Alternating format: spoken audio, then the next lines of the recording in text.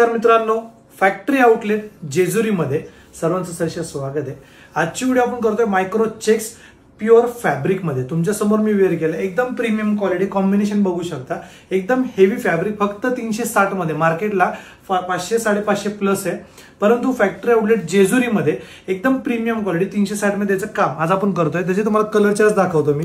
एकदम फ्युजनिक ब्रँडिंग आहे, तुम्ही बघू शकता।